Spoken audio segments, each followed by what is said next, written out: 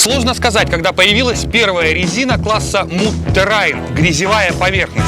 Фактически еще в начале прошлого века их устанавливали на паровых тягачах с их цельнометаллическими колесами. Понятие же значимости протекторного рисунка пришло несколько позже, годах в 30-х. Хотя даже в 40-х у откровенно внедорожных моделей типа Виллиса или Студебекера покрышки не были зубастыми в нынешнем внедорожном понимании.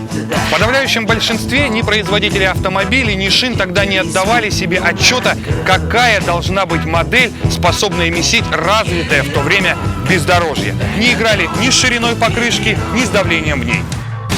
Только через 3-4 десятилетия после войны, видимо, на фоне глобального развития в Америке джипостроения и, как следствие связанного с ним прогресса, откровенно внедорожных видов спорта вроде триала и рок-кроулинга, скалолазания, появились специализированные шины. Всю существующую муд-резину условно можно разделить на два типа. Не по размеру, который может быть представлен как в легковом эквиваленте вроде 285 на 75 на 16, так и в более близком оффроудером исчислении, например, 32 на 10,5 на 15. Разделение глобальнее и сводится к расположению нити металлокордного каркаса. При их пересечении друг с другом и наличии нескольких слоев шина называется диагональной.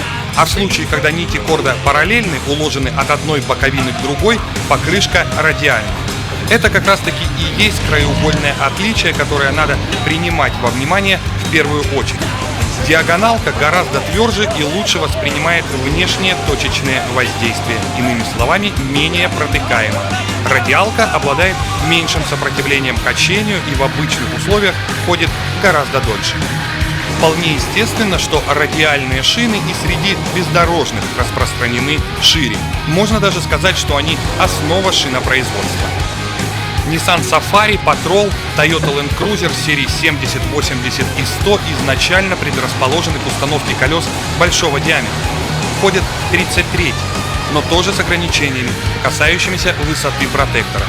На резине класса All Terrain ездят без проблем, однако стоит поставить грязевые шины да съехать с дороги, как есть вероятность услышать из области арок фрикционный шум резины о железо. К тому же нужно знать о том, что принятые дюймовые обозначения внешнего диаметра и ширины лишь общий знаменатель, к которому приводят для упрощения классификации.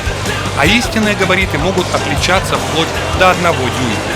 Хотя если у вас резина и не грязевая, то при использовании некоторых советов вы все-таки сможете проехать дальше других.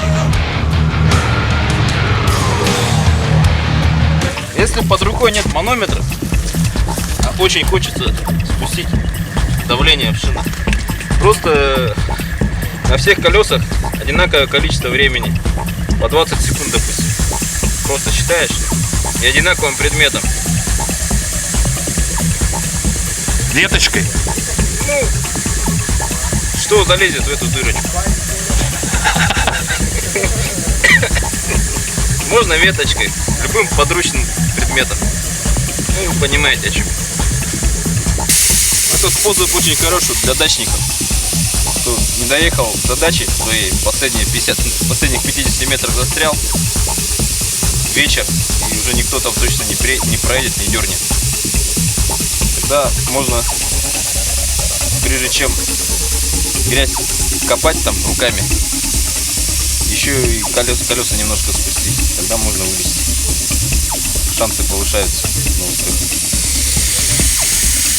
Заболев большими колесами и заимев такие, нужно подгонять под них и свой стиль езды. Словом, после первой же попытки свернуть с твердого покрытия человечество столкнулось с необходимостью наплевать на достигнутый комфорт и сделать свои автомобили более проходимыми. И первый шаг был сделан в сторону, так сказать, профилированного протекторного зуба.